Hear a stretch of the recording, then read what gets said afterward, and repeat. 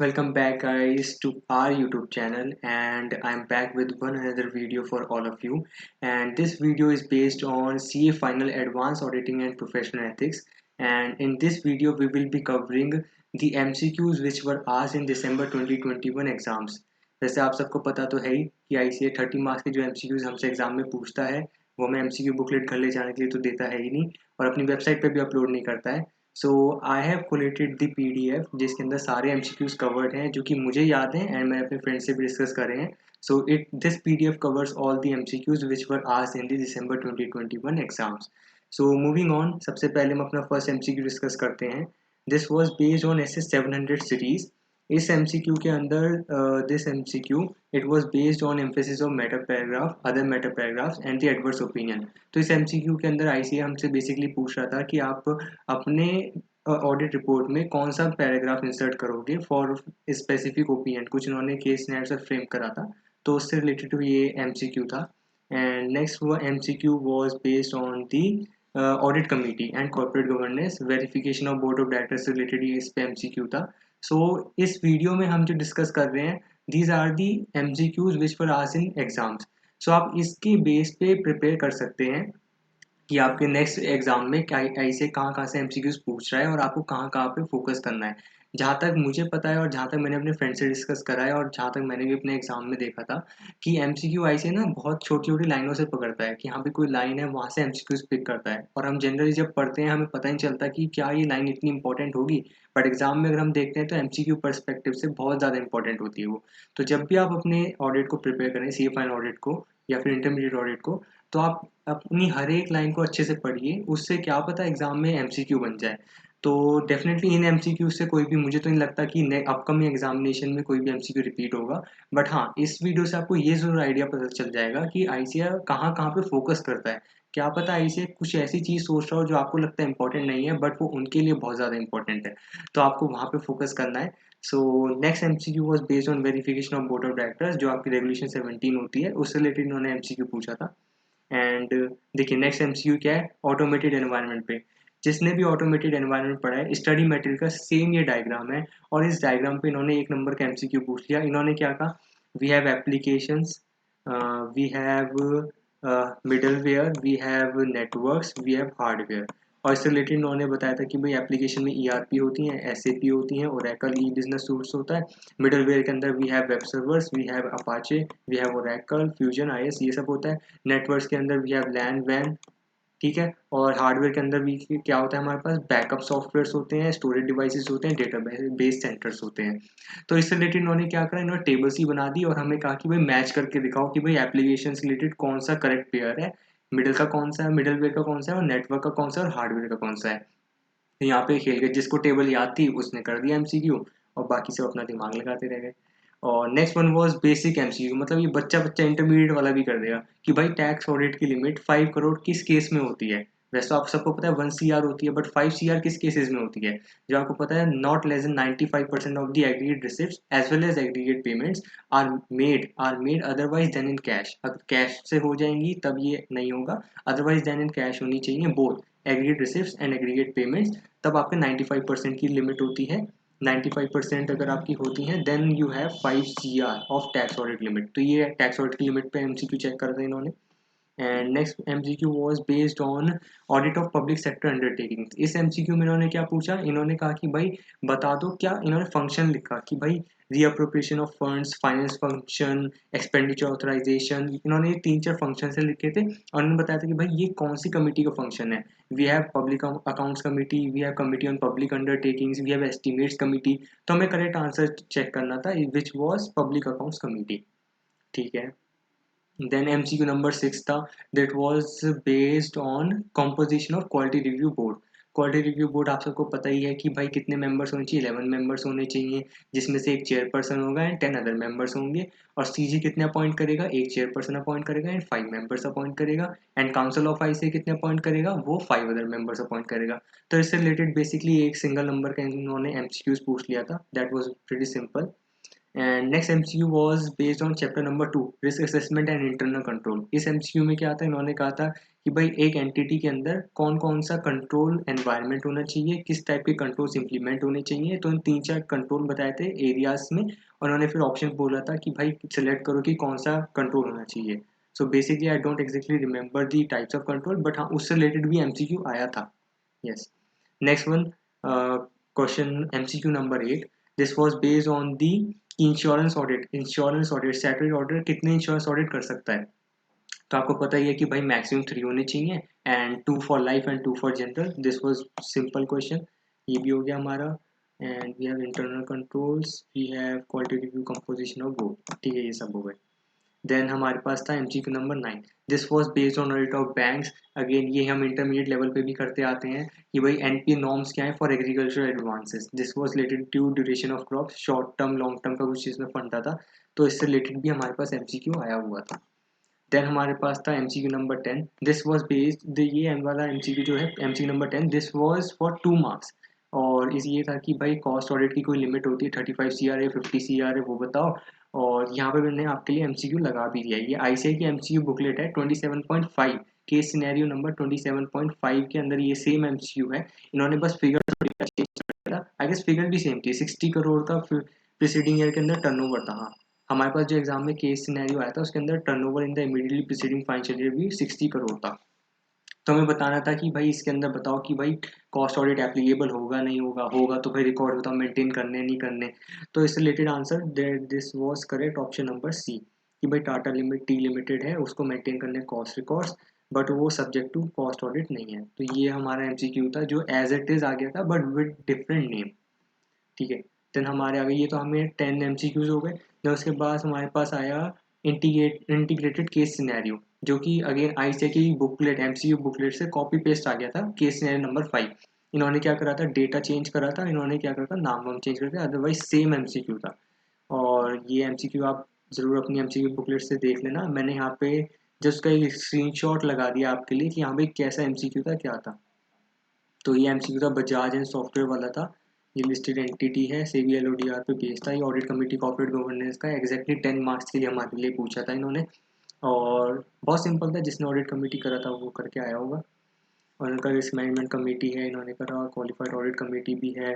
और उन्होंने कहा कि भाई the board of directors of the company had the meeting 4 times in the financial year 2019-20। ठीक है, टिल द सेकंड मीटिंग उनके पास 5 डायरेक्टर हैं, ये सब है। ठीक है, मिस्टर रूपाली ये सब देखो कहानियाँ लिख रहा है, ये सब आपको पढ़नी है। मेरा इस वीडियो के अंदर पर्सपेक्टिव आप सबको बताना कि आईसी ने क्या एमसीक्यूज पूछे थे और वो कहाँ तक जा सकता है। और 5.2, अब इसके अंदर क्या था, 6 एमसीक्यूज थे। इन्होंने फर्स्ट एमसीक्यू हमसे नहीं पूछा था जो एमसीक्यू बुकलेट में था, इन्होंने डायरेक्टली हमसे सेकंड एमसीक्यू से स्टार्ट किया। इन्होंने कहा कि भाई is the company justified in the holding meeting of its audit committee and risk management committee twice in financial year 2019-20। अब देख लेते हैं भाई, आप सबको पता ही है ऑडिट कमेटी तो मीटिंग कितनी होनी चाहिए, at least 4 times in a year उनकी होनी चाहिए ऑडिट कमेटी की meeting. And risk management committee at least once in a year होनी चाहिए। तो ये देख लेते हैं कि कंपनी जस्टिफाइड है या नहीं है। इसके अंदर देख लेते हैं कहाँ पे लिखा है इन्होंने रिस्क मैनेजमेंट कमेटी के बारे में। इन्होंने लिखा है क्वालिफाइड कमेटी है, since the year of incorporation the company were held twice during the year. दोनों की, बोथ द कमिटीज़ की ट्वाइस ड्यूरिंग द ईयर हुई है। तो ट्वाइस ड्यूरिंग द ईयर तो ठीक है, रिस्क मैनेजमेंट कमेटी की तो कोई दिक्कत नहीं, क्योंकि एटलीस्ट 1 इन अ ईयर होनी चाहिए। अगर ट्वाइस कर दी तो कोई दिक्कत नहीं है। बट ऑडिट कमेटी गलत है, उसकी 4 टाइम्स इन अ ईयर होनी चाहिए। इन्होंने क्या करा है, ऑप्शंस क्या है, yes the company is justified in the meeting of both, नहीं बोथ के लिए तो जस्टिफाइड नहीं है, बिल्कुल ही गलत है ये ऑप्शन।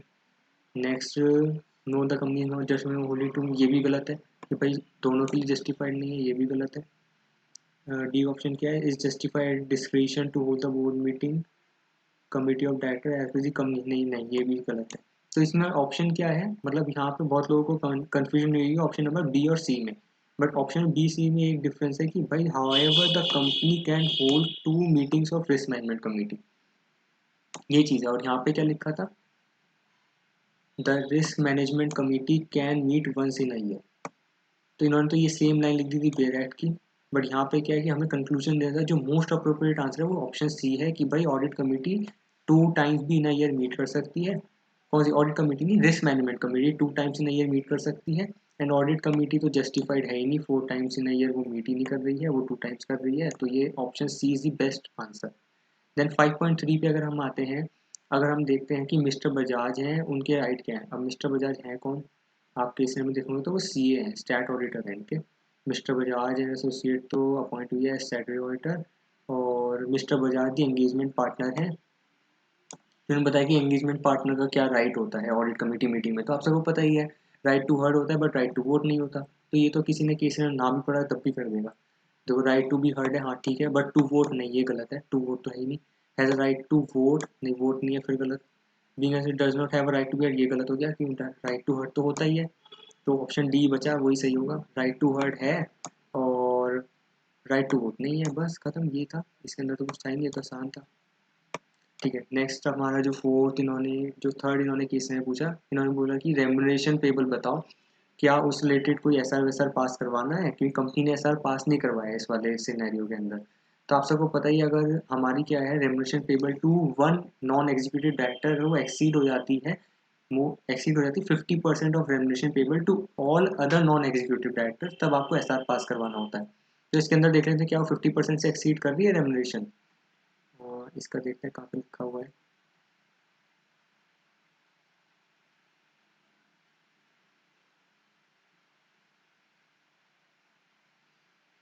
ये रहा the annual remuneration, the annual remuneration of one of the non-executive director, Mr. Sushil, exceeds 10% of the annual remuneration payable to all other non-executive directors। तो मतलब ठीक है भाई, 10% एक्सीड हो रहा है तो मतलब 50% से नहीं हो रहा, जब 10% हो रहा है 50% से नहीं होता, ठीक है, कोई दिक्कत ही नहीं है, एसआर पास कराने की रिक्वायरमेंट ही नहीं है।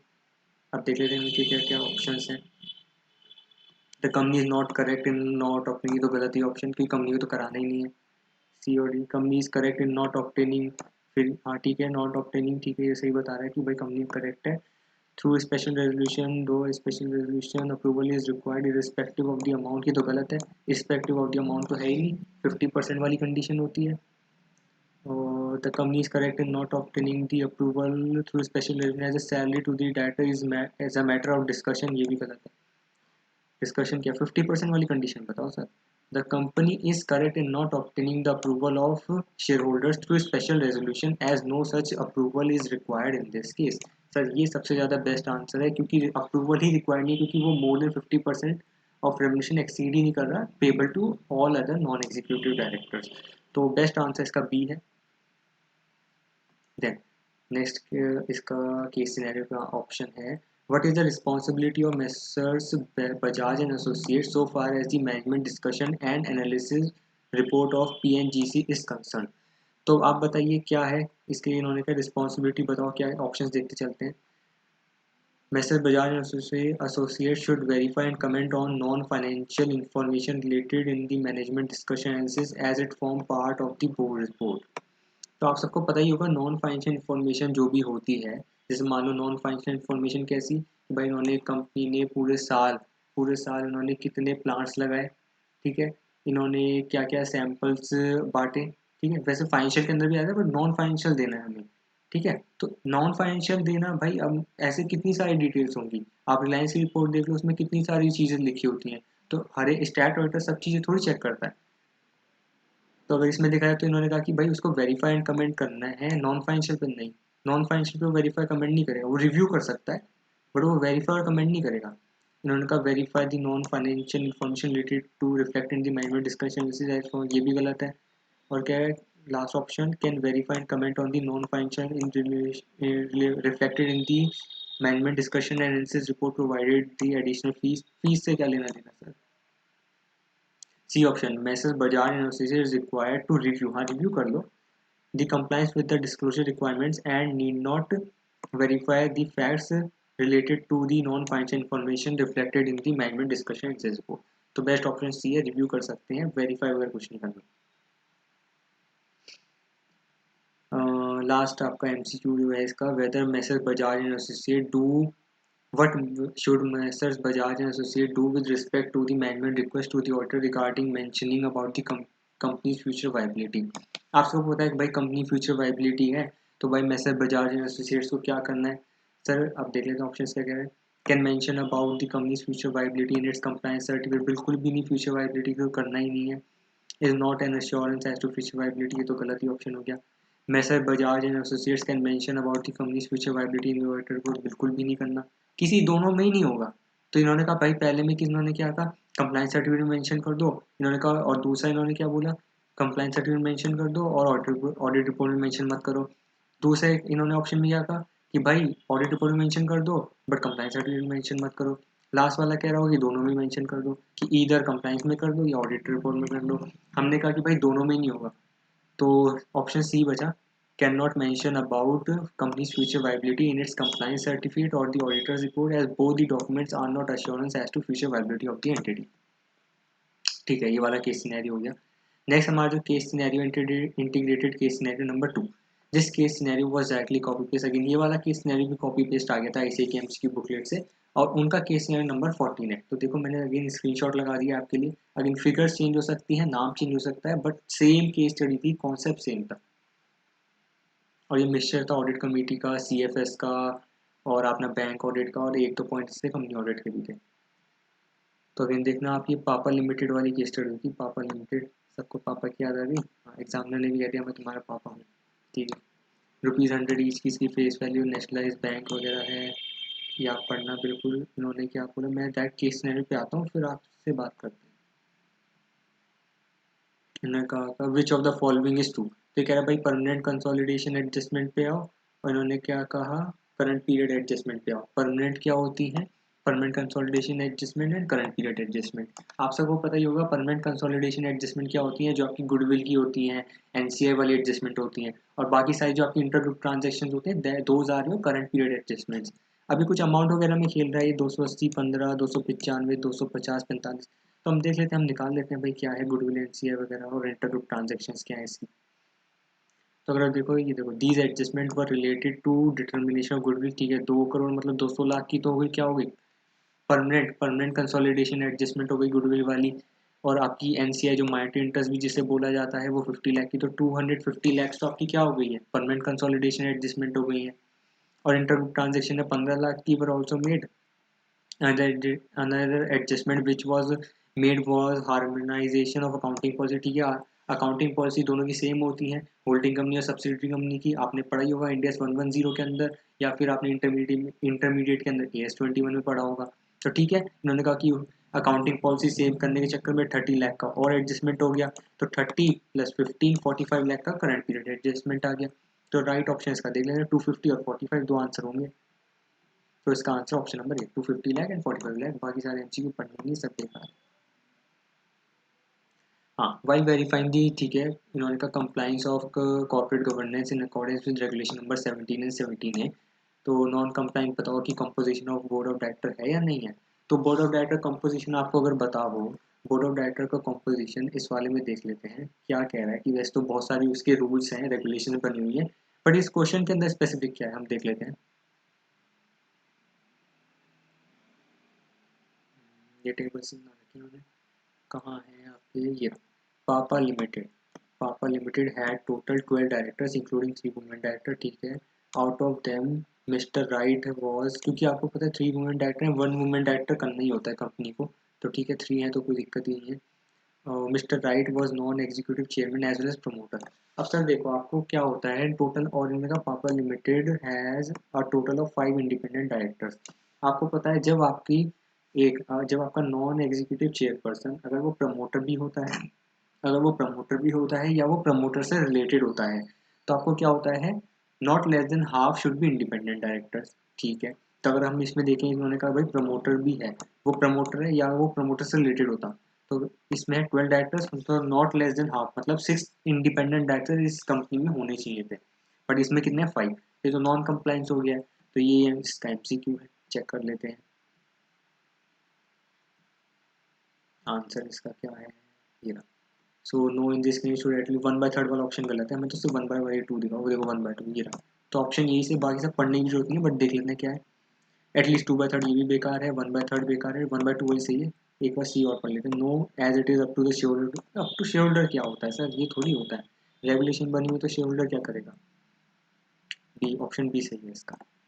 ठीक है, नेक्स्ट ऑप्शन सी क्या है, हमने कहा है कि भाई list down all the months whose date have been selected inappropriately by CA Das for calculation of SLR compliance. अब सर देखो कौन सी मंथ और डेट होती है, शायद ये बहुत लोगों को पता होगा बट कुछ लोगों को ना भी पता हो, तो मैं आपको इससे रिलेटेड आईसीआई का एमसी जो मॉड्यूल है उसमें रिलेटेड कंटेंट दिखा देता हूँ कि आईसीआई अपनी मॉड्यूल में क्या कंटेंट लिखा हुआ है। आईसीआई का है चैप्टर है ऑडिट ऑफ बैंक है, पेज नंबर 9.20 है। पहले इसका जो है 9.19 पे है compliance with the CR and SLR requirements है। सो हमें क्या करना है, डिमांड एंड टाइम लाइबिलिटी है और एसएलआर की रिक्वायरमेंट देखनी है।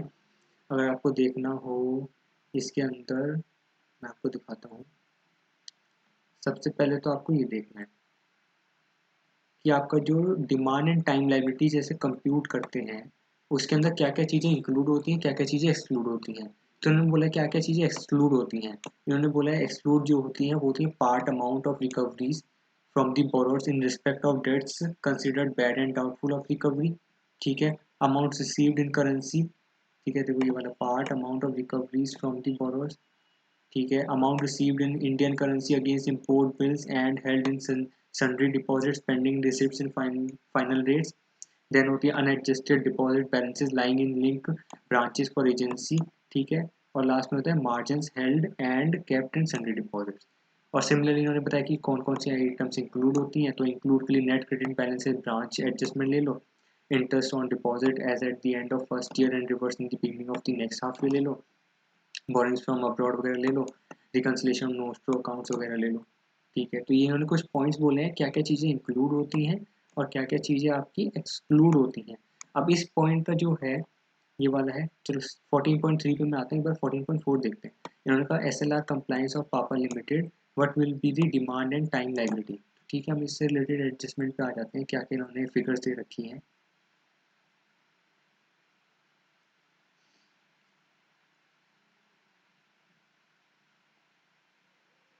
Figures figures figures figures figures हमारी देखो इन्होंने कहा mister Das was interested with the responsibility for calculation of demand and time liability on 31 March total liability stood at. ठीक है, 200 करोड़। ठीक है, includes margin held for funded facility, तो ये एक्सक्लूड हो जाएगा इसके अंदर 3 C R. Credit balance of one branch 4 C R, ये भी लेस हो जाएगा। तो 4 + 3 7 लाख लेस हो गए। Adverse balance of notes to mirror account 2 crore, ये भी लेस हो जाएगा। तो 3 + 4 + 2 कितना हो गया आपका 9 सी आर लेस हो जाएगा। तो 200 में से 9 सी आर लेस हुआ तो 191 आएगा। और ये देखें unadjusted deposit for agency business of 6 C R, इसका कुछ करना ही नहीं है, ये एक्सक्लूड रहेगा आपका, मतलब ये आपका इंक्लूड रहेगा, इसे कुछ नहीं करना है, इसका कुछ भी नहीं होगा। आपका जो रहेगा इंटर ब्रांच जो बैलेंसेज है उसका कुछ नहीं करना। Net credit balance in branch adjustment account including related to foreign branches, ये ऑलरेडी इंक्लूड रहेंगे। ठीक है, इंक्लूड है तो मुझे एक्सक्लूड भी नहीं करना है। जो मुझे एक्सक्लूड करने थे वो 3 CR 4 CR 2 CR करने थे, और वो कहाँ लिखा हुआ है मैं आपको दिखा देता हूँ। देखो ये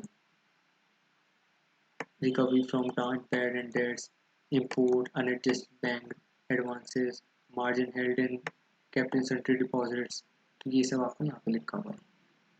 margin head for funded liabilities, trade balance of one branch, adverse of notes, तो ये सब आपका लेस हो जाएगा। तो इसका आंसर 191 आ जाएगा आंसर। फिगर से एग्जाम में चेंज थी बट यहाँ पे हम देख लेते हैं 191 आंसर है।